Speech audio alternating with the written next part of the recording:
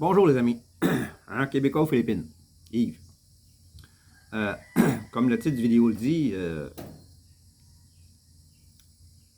je vais vous entretenir sur les investissements sur les condos. Parce que c'est la seule chose qu'un étranger, un foreigner, un expat peut posséder aux Philippines, à son nom. C'est des condos. Mais il y a un hic. Puisque c'est la seule chose qu'un expat peut posséder, aussitôt que beaucoup d'expats arrivent ici, c'est ça qu'ils font. Ils s'achètent un condo. Puis ils vivent dedans. Certains vont aimer ça, la vie de ville.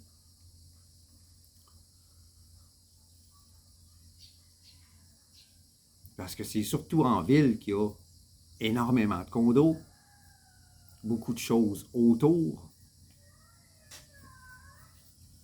des centres d'achat, des choses à voir, des musées, etc. Des bars, tout ce qu'une personne peut aimer dans une grande ville, il va le trouver. Donc, beaucoup investissent de ce côté-là. Parce que c'est comme ceux qui ont été élevés, possédés. Monde matérialiste. Beaucoup d'expats viennent vivre ici pour être en vacances perpétuelles, à moindre coût. Et apportent avec eux leur vision ou leur mentalité de capitaliste. Beaucoup, excusez-moi, beaucoup ne sont pas prêts à vivre comme les gens d'ici.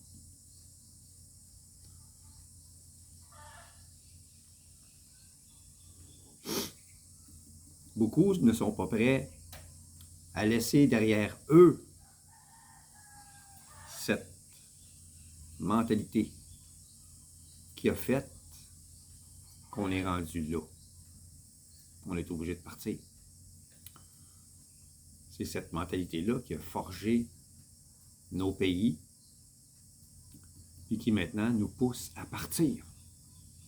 Alors, pourquoi l'amener avec nous? Pourquoi ne pas l'abandonner? Alors, pour ce qui est des condos, pour ceux qui veulent vraiment investir là-dedans, investir dans un condo aux Philippines, ça devient de plus en plus coûteux. Pourquoi? La très grosse demande d'investisseurs étrangers, de gros investisseurs. Et aussi, cette mentalité-là que les expats amènent avec eux ici. Posséder, avoir quelque chose à mon nom. À cause de cette très grande demande, il y a des tours qui poussent partout dans les grandes villes. Il y a des quartiers qui se sont faits autour de cette demande-là depuis plusieurs années. Makati, qui avant était un quartier tout à fait ordinaire de Manille, Manila, qu'il faut dire, qui maintenant est devenu une destination prisée par les expats à cause des condos qui ont poussé là comme des champignons. Même chose pour BGC, qui était une extension de Taguig, qui appartenait à Taguig, la ville de Taguig dans la ville de Manila, métro Manila. Il s'est construit là une ville dans une ville. BGC, c'est un îlot construit pour les expats, pour les touristes, parce qu'on y trouve de tout. Il y a de grands restaurants, un grand parc. Il y a beaucoup, beaucoup, beaucoup de choses intéressantes dans BGC. Mais à quel prix?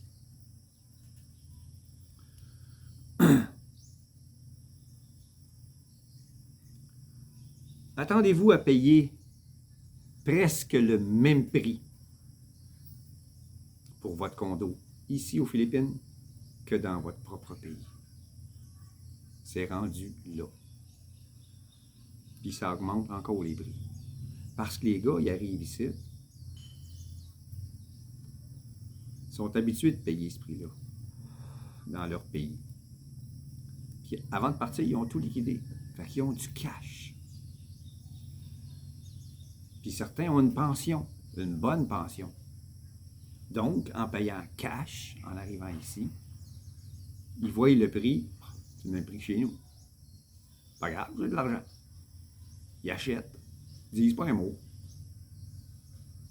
Puis ensuite, ils vivent avec leur pension dans un endroit que beaucoup adorent. C'est très sécuritaire, BGC. Ça ressemble, j'y étais moi, ça ressemble aux villes d'Amérique du Nord. Des feux de circulation, des grands boulevards. Par contre, il y a beaucoup de trafic, comme partout dans Manila. Il y a du trafic partout. Mais il y a des feux de circulation. C'est plus facile à circuler sécuritairement.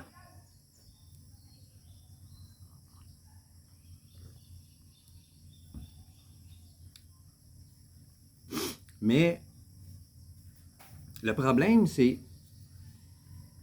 un pays en voie de développement. Si vous n'allez pas dans BGC,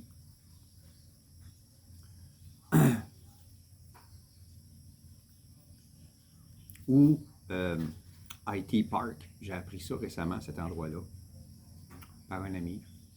Je me suis renseigné. C'est un tout petit îlot dans Cebu.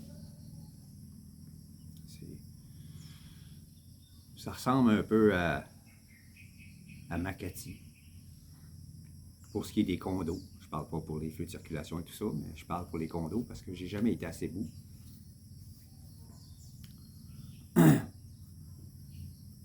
Si vous n'allez pas dans ces endroits-là, les infrastructures ne sont pas là. Ici, à Pinamalayan, dans la province où je vis, la ville voisine, c'est Pinamalayan, il y a des appartements type condo. Mais, même à Manila, il y a des condos. Ils ne sont pas de la même qualité que chez nous. Des murs en ciment insonorisés, vous n'en verrez pas beaucoup ici. Ça va être des murs minces, quasiment du carton. Les J-Brock ne connaissent même pas ça ici. Le placo-plâtre, pour parler d'un terme que mes amis français, européens ou européens vont comprendre mieux. Au Québec, aux États-Unis, on appelle ça J-Brock. Ils ne connaissent pas ça ici. Ici, les murs sont en plywood, même encore.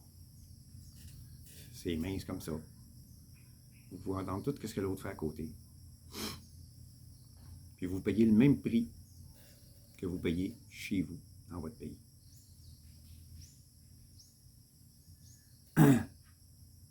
Donc, est-ce que ça en vaut vraiment la peine?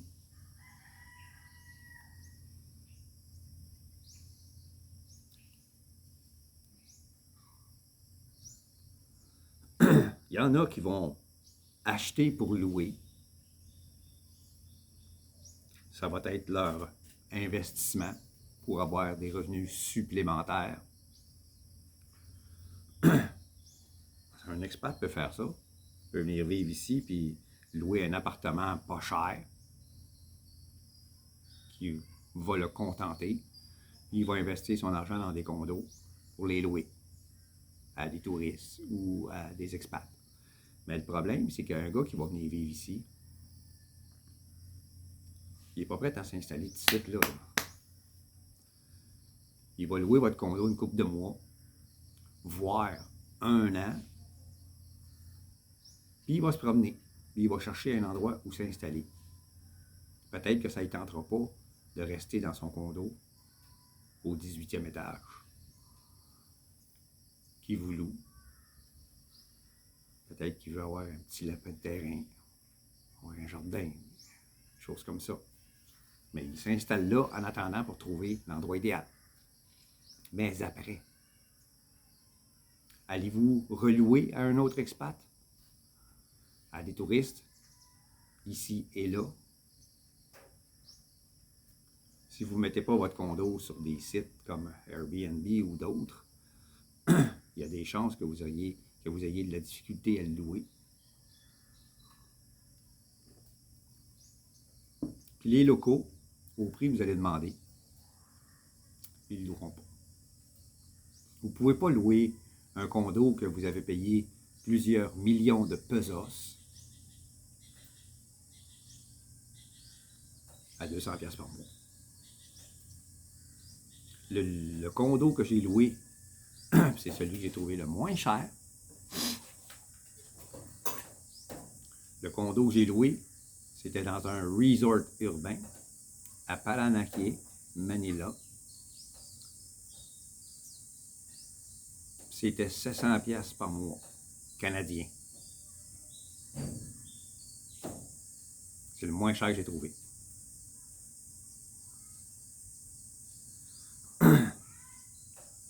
Si j'avais pris un bail d'1 an, ça aurait été un peu moins. Le prix que je payais en pesos, c'était 25 000 pesos par mois. Si j'avais pris un bail d'1 an, ça aurait descendu à 20 000.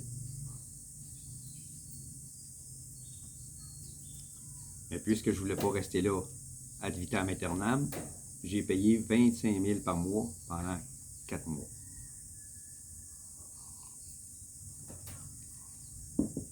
Et tout était plus cher à Manila. Tout était plus cher.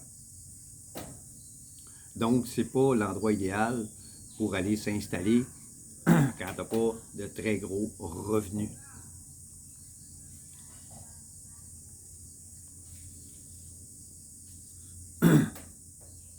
Que ce soit Manila,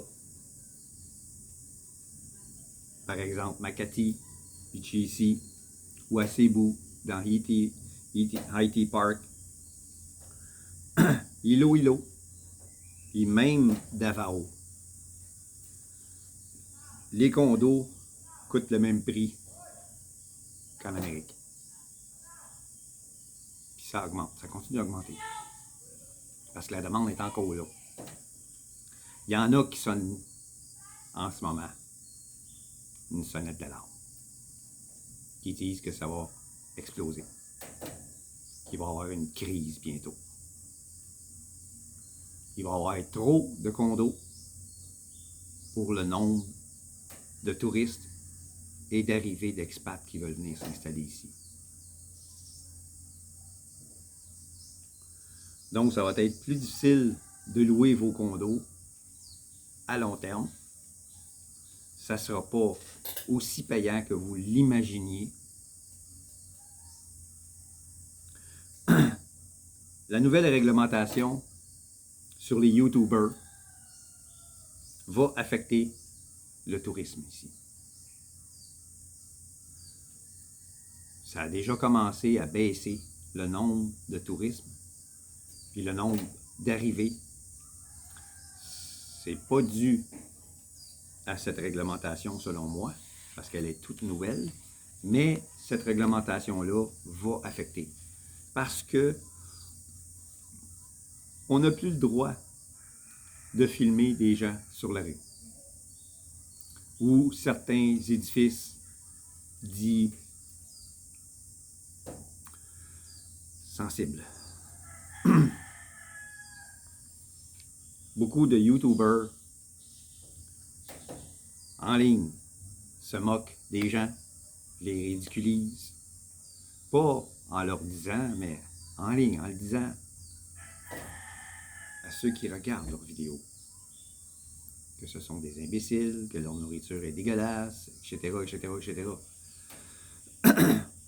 Plusieurs d'entre eux, de ces YouTubers-là, quand la réglementation est sortie, dans les semaines qui ont suivi, beaucoup ont fermé leur chaîne avant que les autorités le fassent, parce qu'ils auraient été ciblés. Certaines chaînes ont été fermées par les autorités à cause d'irrégularités. Les irrégularités, c'était que ces gens-là étaient vulgaires et se moquaient de la culture des Philippines.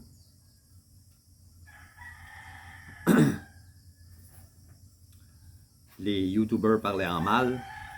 Ils ont été ciblés parce qu'il y avait beaucoup, c'est surtout ceux qui ont beaucoup d'abonnés, qui ont été ciblés en premier, puis d'autres, avant d'être ciblés puis d'être fermés par les autorités, ils ont fermé leur chaîne.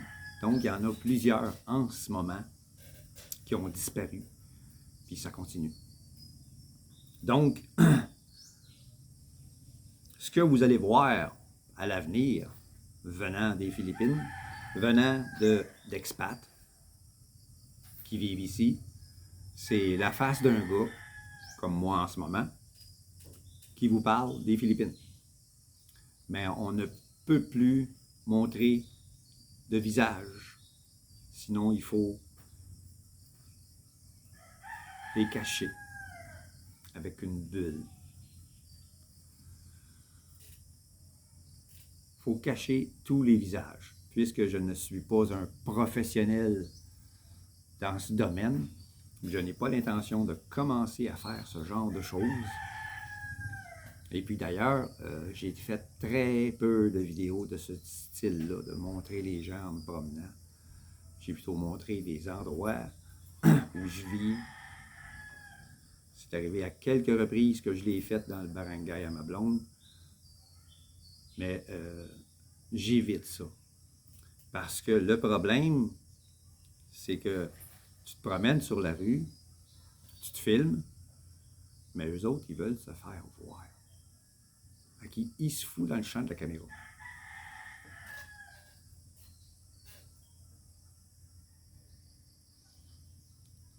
On n'a plus le droit de les filmer. On ne peut plus. Donc, ça va affecter énormément le tourisme, parce que les gens, ils veulent voir comment ça se passe. Tu peux filmer des voitures qui passent, mais filmer la voiture comme ça, puis voir le visage de la personne dans la voiture, on n'a plus le droit. Il faut filmer rapidement, montrer le trafic, montrer la plage. Il y a un bateau qui passe, mais il ne faut pas fixer le bateau pour qu'on puisse voir le visage des gens qui conduisent le bateau. On ne peut plus faire ça. Il faut le faire plus rapidement pour être sûr qu'on ne reconnaît pas la personne qui sera dans le champ de la caméra. Donc ça va affecter beaucoup le tourisme. Puis certains expats vont dire « Ouais, mais on voit rien, puis on ne sait pas comment ça se passe, puis ça ne m'intéresse pas vraiment, on peut faire ça, on voit ça dans d'autres vidéos du Vietnam, puis du Laos, puis de Thaïlande. » Là aussi, ça s'en vient. Là aussi, ça s'en vient. La réglementation va changer là aussi. Les autres pays vont suivre parce qu'eux autres aussi ont eu des problèmes. Eux, ils ont été moins tolérants que les Philippines. Mais la réglementation va arriver aussi.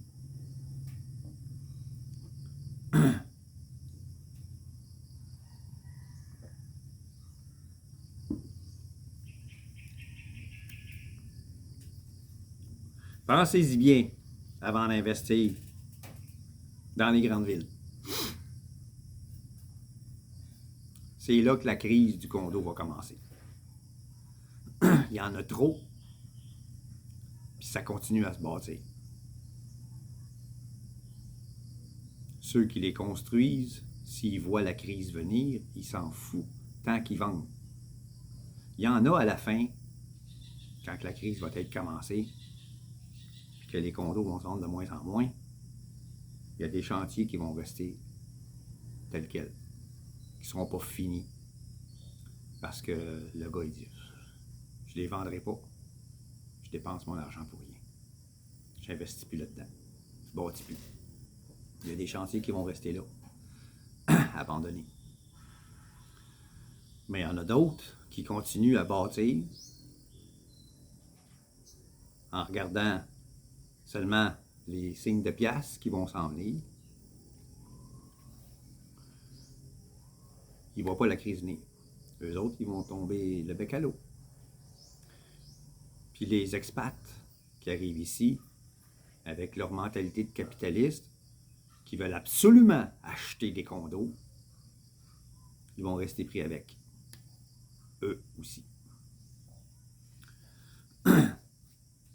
Concentrez-vous dans les petites villes.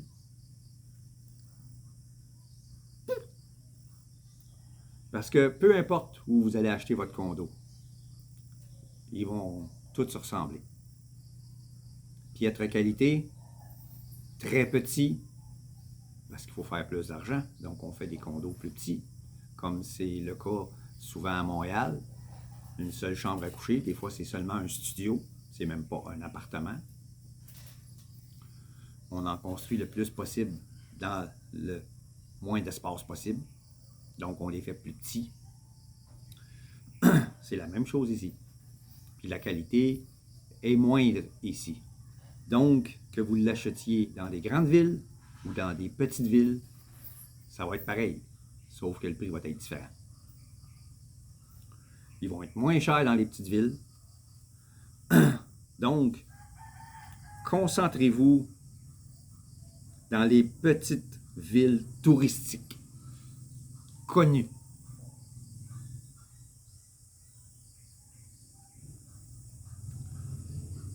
Puis comparez les prix.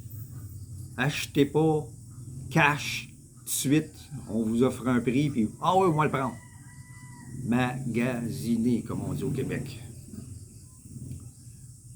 Comparer les prix d'un endroit à l'autre, d'une île à l'autre, d'une ville à l'autre. Comparer les prix. Comparer aussi le prix au mètre carré, parce que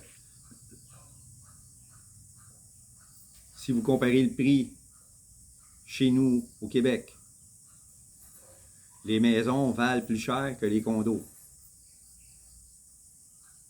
Ici, c'est le contraire. Ici, les condos se vendent le double et demi, et parfois le triple du prix que vous payeriez pour une maison. Hein, je ne veux pas investir dans une maison, c'est pas à mon nom, ça va être au nom de ma femme. Mais toi, tu vas avoir quelque chose à ton nom. Pourquoi au juste? On m'a posé la question. Pourquoi au juste tu vas avoir quelque chose à ton nom? Ah, pour le laisser à mes enfants. Tes enfants vont t'intéresser, venir vivre ici? Je pense pas. Venir vivre aux Philippines ou en Asie du Sud-Est, c'est un choix personnel. C'est pas un choix familial. On va dire les choses comme elles sont, là. Si moi j'avais plein d'argent, hein, on va acheter des condos, on va les louer, puis ça va être l'héritage de mes enfants. Ça va-tu les intéresser de venir ici, payer des billets d'avion pour venir vivre ici, ou pour tout simplement les mettre à vendre, tomber sur quelqu'un qui va les scammer,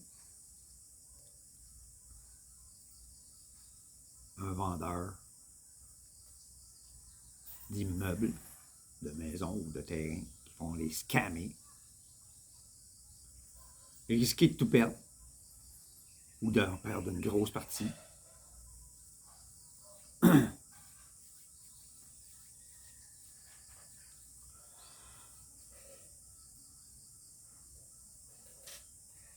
Pensez-vous que ça les intéresserait d'avoir ces problèmes-là à cause de votre vision personnelle du capitalisme? Posez-vous la question. Est-ce que ça vous tente de mettre vos enfants dans les problèmes après que vous soyez partis? Pour ma part, non. Si j'avais beaucoup d'argent, je ne ferais pas ça.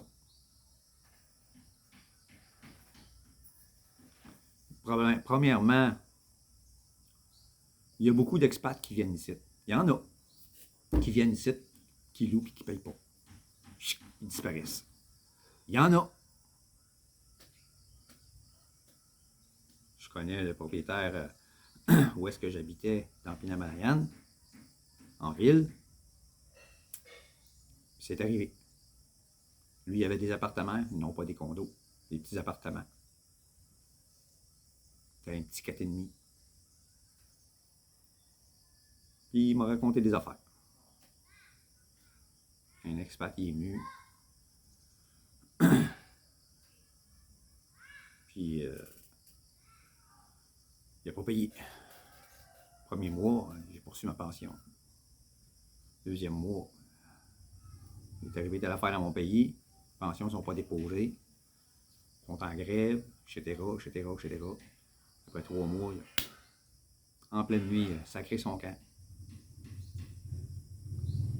Pas payé pendant 3 mois. Il y a des locaux qui font ça aussi. Donc, ça vaut-tu vraiment la peine d'avoir ce genre de problème-là? Il y a des propriétaires au Québec qui ont le même problème. Avec des gens qui ne payent pas le loyer. Puis les lois sont mal faites. Ils protègent plus les locataires que les propriétaires. Si les locataires sont sur l'aide sociale, ils ne peuvent pas les poursuivre. Ils n'ont pas d'argent. Ils n'ont rien qu'un chèque de BS. Puis le chèque de BS, au lieu de payer leur loyer, ils boivent, ils prennent de la drogue.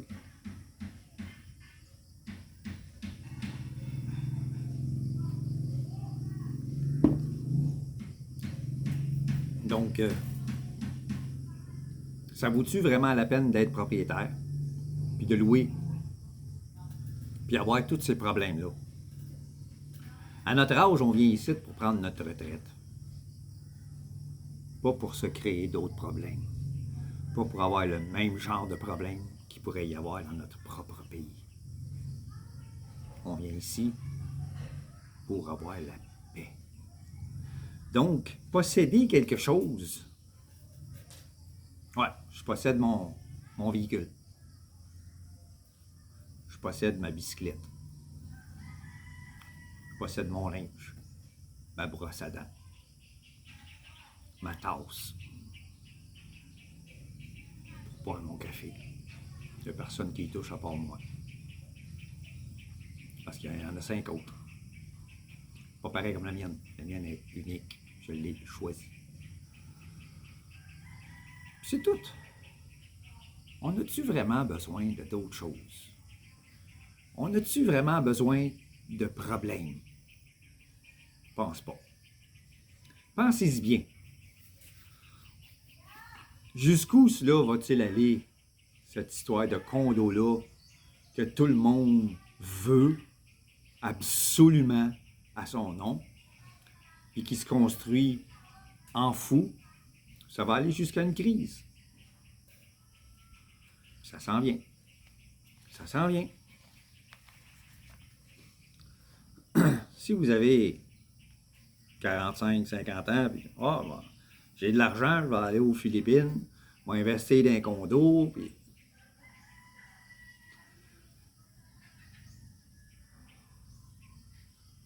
au lieu de ça, commencez-nous par venir faire juste un tour, en vacances. Si vous aimez ça, ben, accumulez les semaines de vacances à votre dans votre pays, à votre travail. Prenez-les tous en même temps, puis venez-vous-en ici une fois par année, jusqu'à votre retraite. Puis à votre retraite, venez vivre une retraite paisible, sans problème, sans stress, sans trafic. Loin des grandes villes. Pas trop loin de la plage, si vous aimez ça. Moi, il y a une plage à Pinamalayan, une demi-heure d'ici. Je ne sais pas s'il y en a à Gloria. J'ai jamais fait le tour encore. C'est probablement le cas. Pourquoi se mettre plus de problèmes? Pensez-y bien avant de vous lancer. Si vous voulez absolument, là, c'est plus fort que vous. Vous voulez absolument investir là-dedans, faites vos devoirs. Imaginez pas que c'est la même chose ici que chez vous. Ça se passe pas de la même manière. Tout est différent. La mentalité est différente. La procédure est différente. Donc, faites vos devoirs. Renseignez-vous. Cherchez sur Internet, sur des sites légitimes. Pas des endroits ou des vlogueurs qui vont essayer de vous vendre du rêve. Ah, tout est beau, c'est facile. Il n'y a jamais rien de facile. Nulle part sur la planète. Tout est différent. Il y a des challenges. Il peut y avoir des problèmes qui vont arriver. Des problèmes de procédure. Donc, renseignez-vous sur le prix d'achat, de location, le taux de tourisme de l'année précédente versus cette année pour voir si ça vaut vraiment la peine d'investir dans ça. Renseignez-vous. Creusez. Cherchez aux bons endroits. Regardez des vidéos de YouTubers sérieux qui vont en parler. Pas ceux qui veulent vous vendre du rêve. Comme ceux qui disent que les filles sont faciles à avoir. Il y en a partout, c'est comme ça. Là. Ça, c'est du rêve. Beaucoup viennent ici et ils se rendent compte que c'est pas comme ça que ça se passe. Beaucoup sont déçus. Ils s'imaginaient qu'ils arriveraient ici et qu'il y en aurait 10 qui tourneraient autour d'eux autres et il y aurait le choix. Oui, vous avez le choix. Mais c'est pas des mouches qui vont vous tourner autour. C'est vous qu'il faut qu'ils les trouviez. Il y en a. Donc, acheter un condo, c'est faisable. Mais est-ce que ça en vaut-il vraiment la peine? Renseignez-vous. Et bonne chance à vous. Je vais mettre fin à cette vidéo. Le sujet est épuisé. Je vous remercie beaucoup de me suivre. Aux nouveaux abonnés aussi, merci de me faire confiance. Ça me touche beaucoup. Et si c'est la première fois que vous voyez une de mes vidéos, je suis un expat à la retraite dans une petite province, petite ville, sur une terre d'1 hectare. Et je compte en vivre parce que ma pension est petite. Les choses avancent tranquillement. Au fur et à mesure que les choses vont arriver, je vais faire une vidéo là-dessus. Entre-temps, je vais faire des vidéos comme celle-ci, le plus informative possible. Je fais des recherches avant de parler de certains sujets, comme les condos, ce qui n'est pas quelque chose que j'ai vécu moi-même, mais j'en entends beaucoup parler. Je suis plusieurs YouTubers sérieux. C'est eux qui sonnent l'alarme à propos de cette crise qui s'en vient. Je voulais vous en faire part pour pas que certains d'entre vous disent « Ah ben lui, Yves, il m'a dit que d'aller investir dans un condo. » Oui, je l'ai dit auparavant, parce que c'est dans la seule chose qu'on peut investir ici. À moins que vous vous mariez, formiez une corporation, là, vous pourriez posséder quelque chose à votre nom, mais seulement à 40%. Mais ça, c'est un autre sujet dont j'ignore complètement. Je n'ai pas envie d'en parler parce que je pourrais dire des choses qui ne sont pas vraies. Faire des recherches là-dessus, ça ne m'intéresse pas vraiment. Il y a d'autres YouTubers qui le font. Donc, allez voir ces gens-là qui vont l'expliquer mieux que moi. Ils l'ont vécu, ils ont des amis qui l'ont vécu probablement. Ils vont être mieux placés que moi pour vous en parler. Pour ce qui est des condos, il y a certains de mes abonnés qui, en privé, m'ont parlé qu'ils voulaient investir là-dedans. C'est pour eux que je fais cette vidéo aujourd'hui. Et pour d'autres qui pourraient être intéressés aussi à investir là-dedans. Je vous remercie de me suivre. Si vous êtes nouveau sur la chaîne et que ça vous intéresse, mon franc-parler, mon non-professionnalisme en faisant des vidéos, je suis réel, je suis vrai, je dis ce que je pense, je parle de ce que je vis, de ce que j'ai vu, de ce que j'entends, je me renseigne pour voir si c'est vrai, j'en parle par la suite. Si ça vous intéresse, abonnez-vous, pèsez sur la cloche de notification et parlez-en à vos amis si vous croyez qu'ils seraient intéressés aussi. Ça va me faire plaisir de les accueillir sur ma chaîne. Si vous avez des commentaires, des questions, sauf touristiques, je ne fais pas de tourisme, je suis résident. Si vous avez des questions, posez-les. Vous avez des commentaires, faites-le. S'ils sont positifs, ça va me faire plaisir d'y répondre. S'ils sont négatifs, je vais les ignorer. Puis je vais vous le dire que j'aime pas votre commentaire négatif. Je n'ai pas la langue dans ma poche. J'ai pas de filtre. Je suis hyperactif. Je suis TDAH. J'ai pas ma langue dans ma poche. Tout ce que je pense. Merci beaucoup de me suivre. Prenez soin de vous. À la prochaine.